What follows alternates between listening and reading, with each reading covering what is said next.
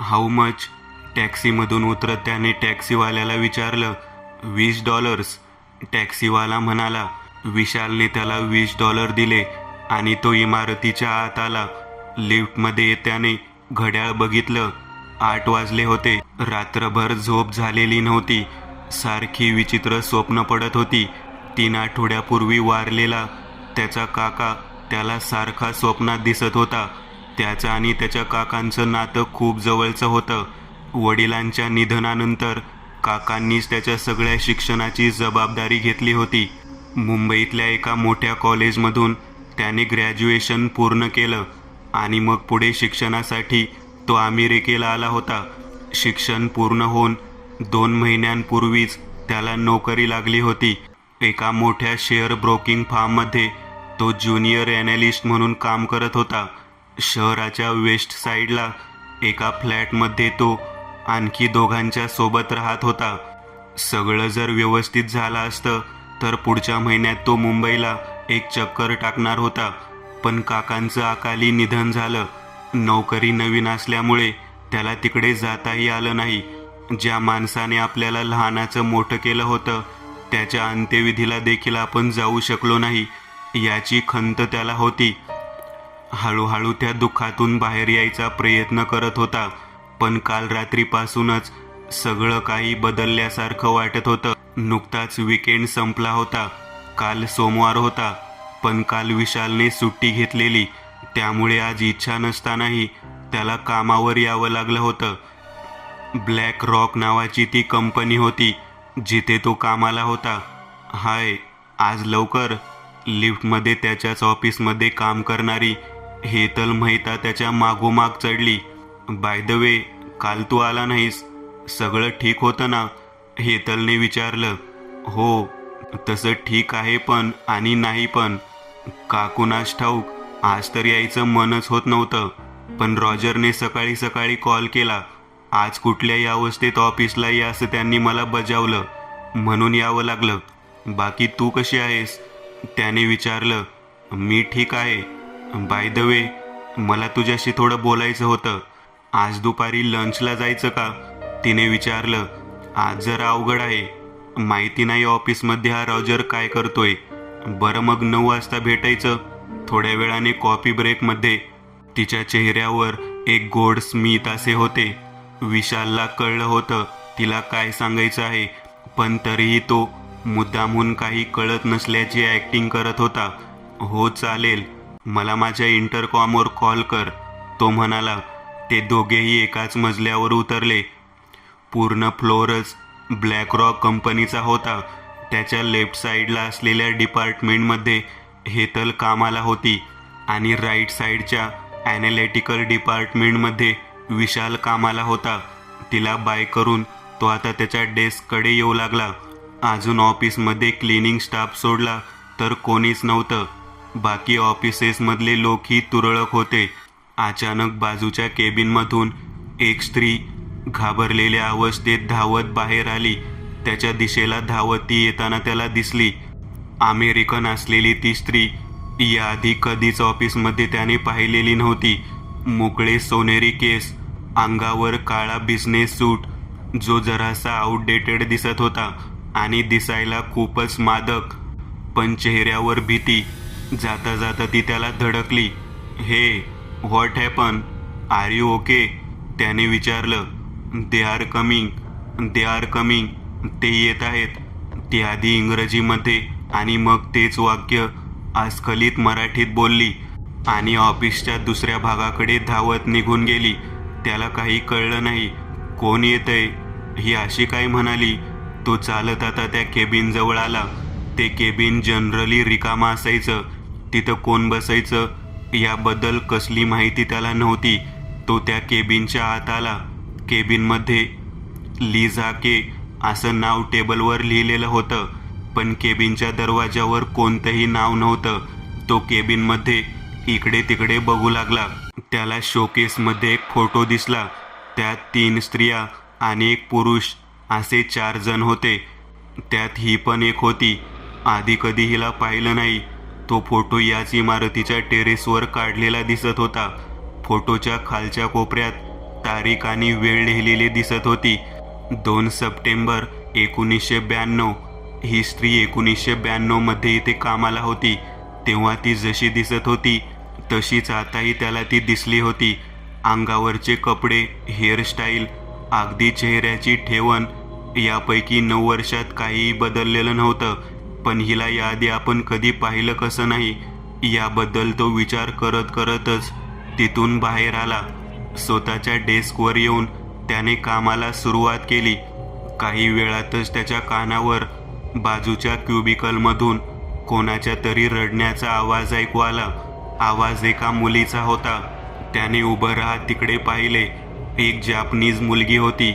या मुलीलाही तो आज पहिल्यांदाच बघत होता. रडत रडत ती तिच्या कम्प्युटरवर काहीतरी जोरजोरात घाईघाईत टाईप करत होती आणि आता तिने त्याच्या प्रिंट सोडल्या. प्रिंटिंग मशीन विशालच्या बाजूलाच होतं. धडाधड प्रिंट्स येत होत्या. काहीही कळत नव्हतं. तो प्रिंटर जवळ आला. त्याने त्यातलं एक पान हातात घेतलं. तेच वाक्य मगाशी पण त्या स्त्रीने ऐकवलं होतं. दे आर कमिंग. हेच ते वाक्य त्या कागदावर असंख्य वेळा टाईप केलेलं होतं. असे जवळजवळ तिने 9 ते 10 पेपर प्रिंट केलेले होते. ते वाक्य बघितल्यावर त्याच्या एक गोष्ट लक्षात आली की त्या फोटोमध्ये या 3 स्त्रिया होत्या. त्यात ही जपानी मुलगी पण होती. नक्की हे काय घडते आज? तो आता मागे वळून परत त्या क्युबिकलकडे आला. ती जपानी मुलगी आता तिथं नव्हती, पण तो कम्प्युटर तसाच होता आणि तो कम्प्युटर आता शटडाऊन झालेला दिसत होता. आता तो तिथून वॉशरूमकडे आला. वॉशरूममध्ये येत तो फ्रेश होऊन बाहेर आला. एक भारतीय माणूस आरशात बघत उभा होता. चेहऱ्यावर एक भय आणि घाम फुटलेला. तो एक मध्यमवयीन माणूस होता. वय साधारण 50-51च्या आसपास असावं. अंगावर एक काळा सूट, केस विस्कटलेले. आरशात त्याने त्या माणसाचा चेहरा बघितला. Are you okay sir? विशालने त्याला सहज विचारलं. इंडियन हो ना? मेरी बात मानोगे?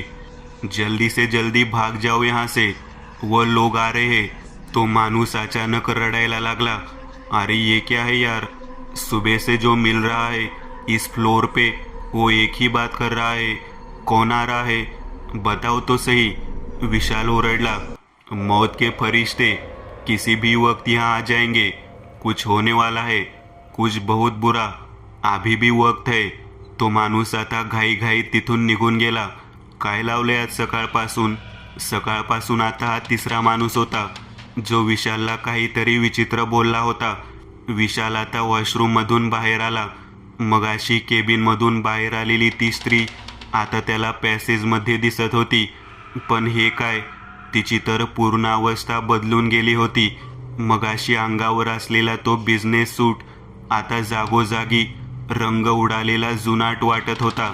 ती पॅसेजमधून पुन्हा एकदा ऑफिसच्या डाव्या दिशेला पळत होती. हा प्रकार आता असामान्य वाटू लागला होता. तो पुन्हा एकदा डेस्कच्या दिशेला येऊ लागला आणि वाटेत पुन्हा एकदा त्याला ते केबिन लागले. परत एकदा त्या केबिनच्या आत गेला आणि त्याने तो फोटो बघितला. केबिनच्या आतमध्ये त्या फोटोत असलेला तो माणूस आणि त्याला वॉशरूममध्ये भेटलेला माणूस अगदी एकच होते. त्या फोटोत असलेले 3 जण त्याला भेटले होते आणि मुख्य म्हणजे या तिघांना त्याने याआधी गेल्या 2 महिन्यात ऑफिसमध्ये कधीही कुठेही बघितलेलं नव्हतं. काहीतरी गडबड आहे. त्याने तो फोटो हातात घेतला आणि त्या केबिनचा लाईट लावला. तो फोटो टेरेसवर काढलेला. मागे सगळं शहर दिसत होतं. मोकळं निळं आकाश अगदी क्लिअर दिसत होतं. पण त्याच्या बॅकग्राऊंडला दूरवर आकाशात काहीतरी विचित्र वस्तू दिसत होती. अगदी निरखून बघितल्यावरही त्याला कळलं नाही नक्की त्या फोटोत दिसणाऱ्या त्या आकाशात नक्की बॅकग्राऊंडला काय होतं. पण त्या फोटोत आणखी एक विचित्र अशी गोष्ट दिसत होती. ती म्हणजे बॅकग्राऊंडला समोरच्या इमारतीवरून कोणीतरी खाली पडताना, हवेत आदांतरी असताना त्या फोटोत कॅप्चर झालेलं. तो फोटो त्याने खिशात ठेवला. घरी जाऊन हा फोटो अगदी भिंगाखाली ठेवून बघेन असं त्याने ठरवलं. तो तिथून बाहेर स्वतःच्या डेस्कवर आला. तितक्यात त्याचा इंटरकॉम वाजला. समोरून हेतल बोलत होती. त्याने घड्याळ बघितलं. 8:30 वाजले होते. हे ऐक ना, आता येतोस का? कॉफी घेऊ टेरेसवर. I want to tell you something. ती म्हणाली. हो चालेल. खरं तर त्यालाही ती आवडायची आणि तिच्या डोळ्यात त्याला दिसायचं की तिलाही तो आवडतो. विशाल आता तिथून लगेचच बाहेर आला. पॅसेजमध्ये एक कॉफी मशीन होतं. हेतल तिथे येऊन थांबली होती. त्याला बघून ती काहीही न बोलता फक्त लाजत होती. दोघांनी कॉफी कपमध्ये घेतली आणि ते लिफ्टजवळ आले. तिथून त्या मजल्यावरून ते लिफ्टने आता टेरेसच्या मजल्यावर आले. लिफ्टचं दार उघडलं आणि एक स्त्री पटकन आत शिरली. खूपच घाबरलेली होती ती. ती एक भारतीय स्त्री होती. हे दे are coming, run for your life. ते दोघे लिफ्टमधून बाहेर उतरले आणि ती लिफ्टच्या आत शिरली. लिफ्टचं तिने ग्राउंड फ्लोअरचं बटन दाबलं.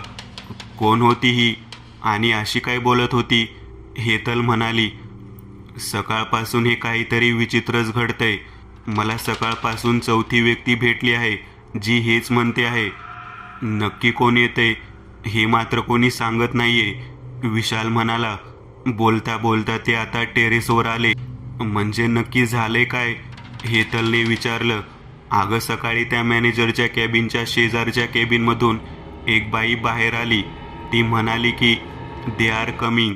मग एक जपानी मुलगी, मग एक इंडियन माणूस जो वॉशरूममध्ये भेटला आणि मग आता ही बाई. सगळे तेच म्हणत आहेत, सगळे तेच म्हणत आहेत. त्या केबिनमधून मला एक फोटो मिळाला. हे बघ. विशालने तिला तो फोटो दाखवला. अरे या चौघांबद्दल मी ऐकलं आहे. तुला माहिती नाहीये यांच्याबद्दल? हेतल म्हणाली. नाही. काय आहे यांचा प्रॉब्लेम? अरे मला माझ्या फ्रेंड जुलियाने सांगितलं होतं. हे चौघे 9 वर्षापूर्वी एकाएकी गायब झाले होते. हा फोटो जो तू बघत आहेस तो यांचा शेवटचा फोटो होता.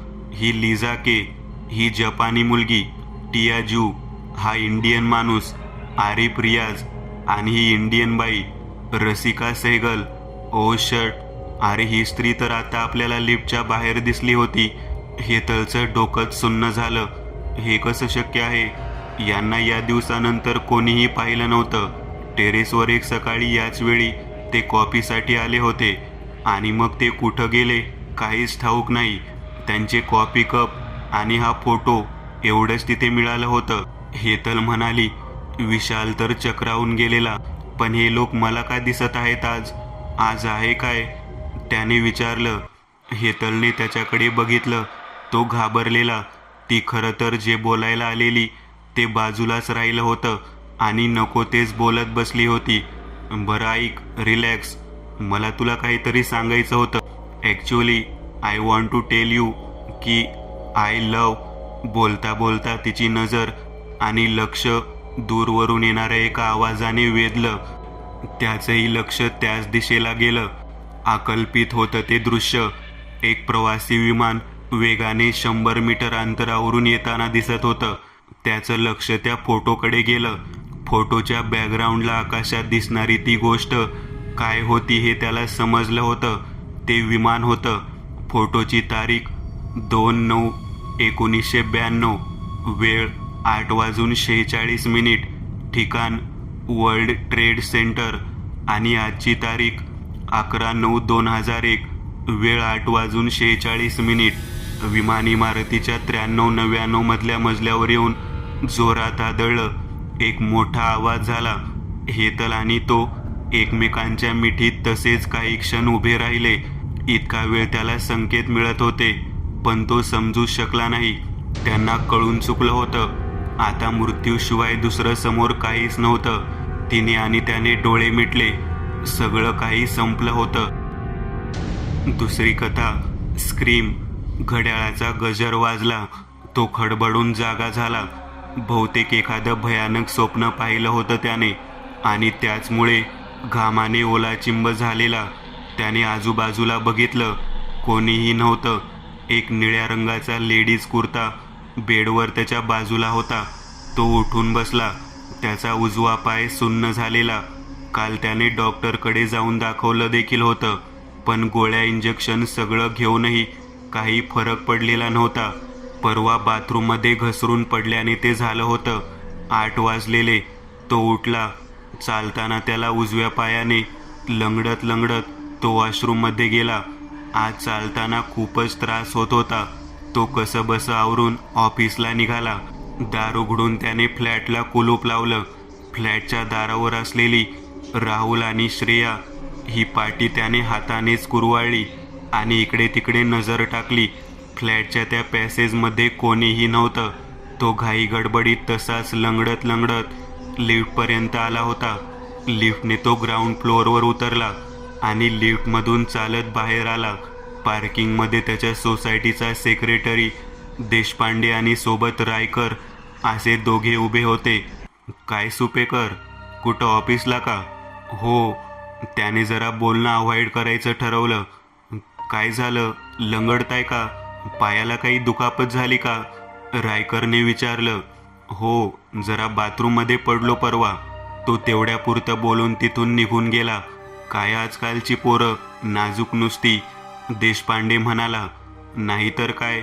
बाय द वे, याच्यासोबत राहणारी ती मुलगी दिसली नाही बरेच दिवस. रायकरने विचारलं. अहो, हे लिव्ह इनवाले. थोडीफार काही धुसफूस झाली की निघाले घर सोडून. गेली असेल माहेरी ब्रेकअप करून, देशपांडे म्हणाला. जाऊ दे, आपल्याला काय घेणं देणं, असं म्हणत दोघेही आपापल्या कामाला निघून गेले. राहुल ऑफिसचं काम उरकून घरी आला. पाय दुखत होता. पेनकिलर खाऊनही काही उपयोग झाला नव्हता. कसल्या तरी मानसिक दडपणाखाली तो दिसत होता. दारूचा ग्लास भरत तो खुर्चीवर टेकून बसला. ड्रावरमधून फोनचं व्हायब्रेशन ऐकू येऊ लागलं. तो लंगडत लंगडत तसाच ड्रावर जवळ आला. ड्रावर उघडत त्याने फोन हातात घेतला.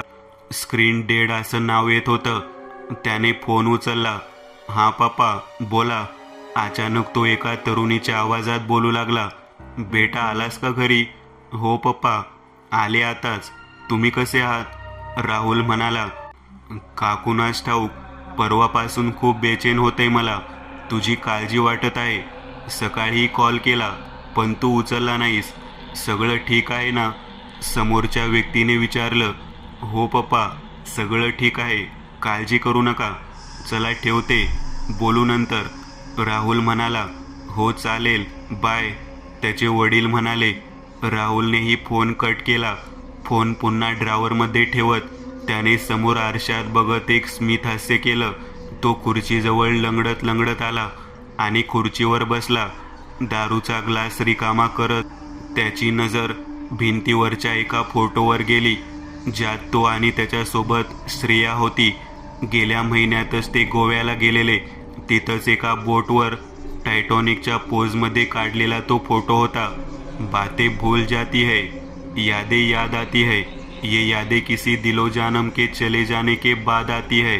गाण्याच्या या ओळी अनाहूतपणे त्याच्या तोंडातून अगदी त्याच मुलीच्या आवाजात बाहेर पडल्या आणि तो त्याच आराम खुर्चीवर डोळे बंद करून निवांत विसावला. त्याच्या उजव्या पायाला घट्टपणे कवटाळून बसलेली ती आतल्या आत रडत होती. मोकळे केस, अंगावर एक निळा रक्ताळलेला कुर्ता होता आणि मुकाशी वेदना जी कधीच कोणाला ऐकू जाणार नव्हती. आज तिसरा दिवस होता. दिवसभर त्याच्या पायाला कवटाळून ती त्याच्या सोबतच सगळीकडे होती.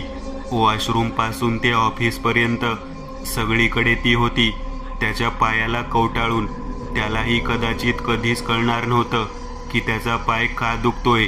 शेवटची तिची हालचाल तेव्हाच झालेली जेव्हा त्याच्या हातातल्या सुऱ्याने तिच्यावर शेवटचा वार करण्याआधी तिने त्याचा पाय धरून गयावया करत स्वतःच्या जीवाची भीक मागितली होती. तिसरी कथा. आई, आज सगळ्यांना संध्याकाळी घरातच थांबायला सांग. आज कोणाला तरी तुमची ओळख करून द्यायला आणतोय, राकेश म्हणाला. अरे बापरे, कोण आहे ती? आई आणि काकूनी चेष्टेत विचारलं. आहे कोणीतरी स्पेशल, गालातल्या गालात हसत राकेश म्हणाला. काकू काकाला म्हणाव आज दुकानात उशिरापर्यंत थांबू नको. आणि आई, तू बाबांना सांग संध्याकाळी लवकरच घरी या. बाकी काकू घरातली बच्चे कंपनीकडे लक्ष ठेव. त्यांनी गोंगाट केला तर ती पहिल्याच भेटीत बिचकेल, राकेश म्हणाला. हो रे बाळा, मी सांगते सगळ्यांना. आणि बच्चे कंपनीला पण सांगते, तुमची होणारी वहिनी येते, तिला त्रास द्यायचा नाही. काकूंनी आश्वासन दिलं. राकेश बाईकवरून ऑफिसला गेला. तिकडे रश्मी खूप एक्सायटेड होती, पण थोडी घाबरलेली पण होती, कारण राकेशच्या घरच्यांबरोबर तिची पहिलीच भेट होती. तिचं पण कामात लक्ष नव्हतं. म्हणता म्हणता संध्याकाळ झाली. 6:30 वाजता राकेश तिला भेटणार होता. तिथून तसाच तिला घरी घेऊन येणार होता.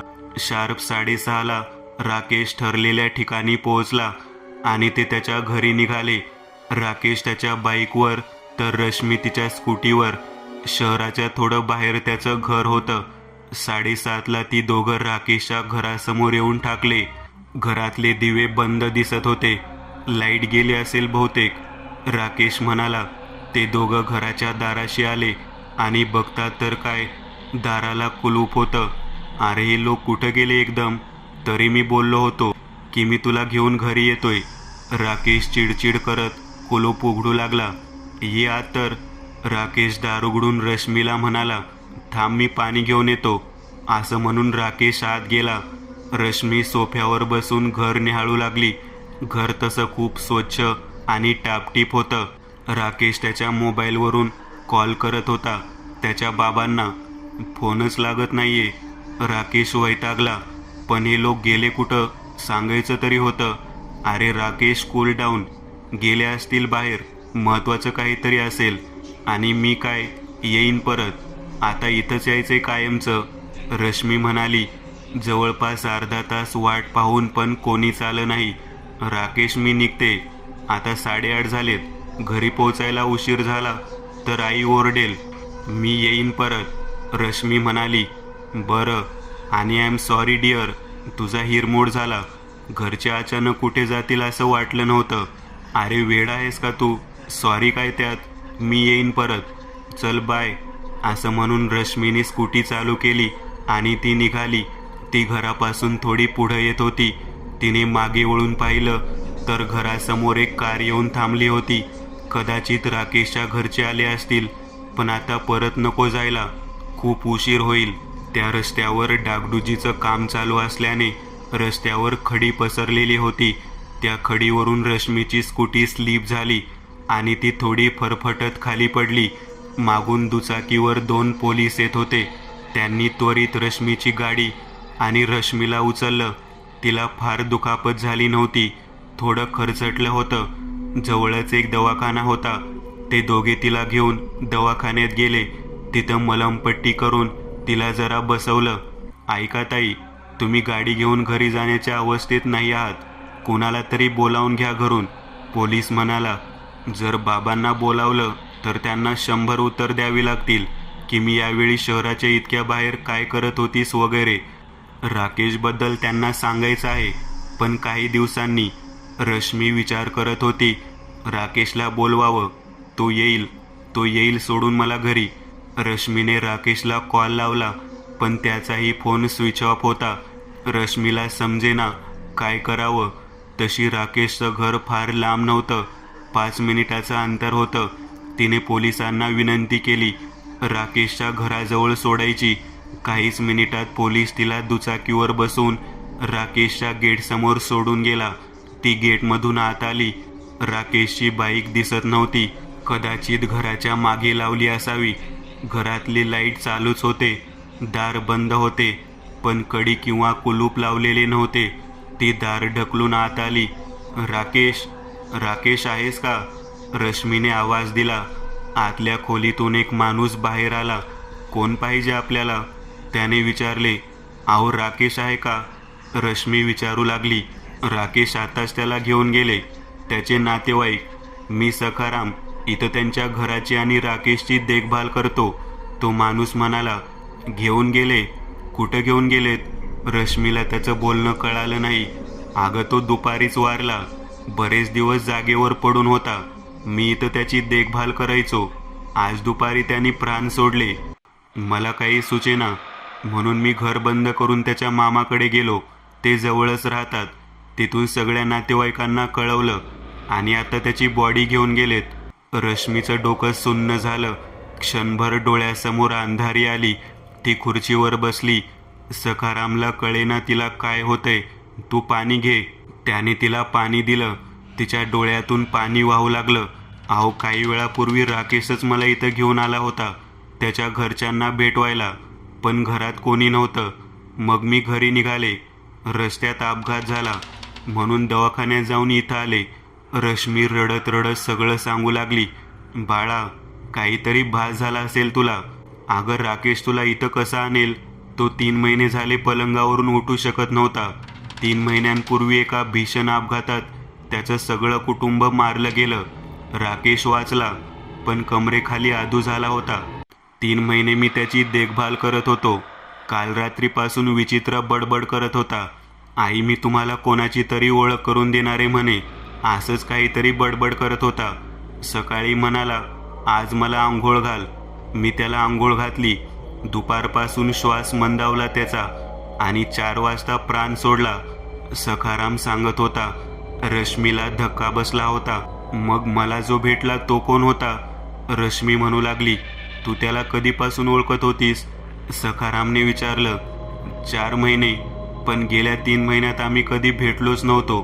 फक्त फोनवर बोलायचो. तो भेटायला टाळत होता. आज त्याचा फोन आला सकाळी. मग 6ला भेटून तो मला इथं घेऊन आला. रश्मी म्हणाली. पोरी, त्याची शेवटची इच्छा होती तुला या घरात एकदा तरी आणायची. ती इच्छा आज पूर्ण झाली असेल. रश्मी डोळे पुसत घराबाहेर आली.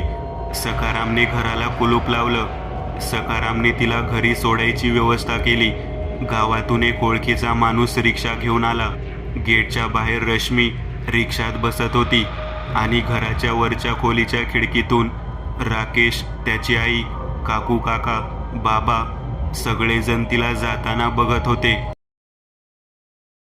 मित्रांनो, आज पुरतं एवढंच. तुम्हाला जर काही गोष्ट आवडली असेल तर नक्की लाईक करा.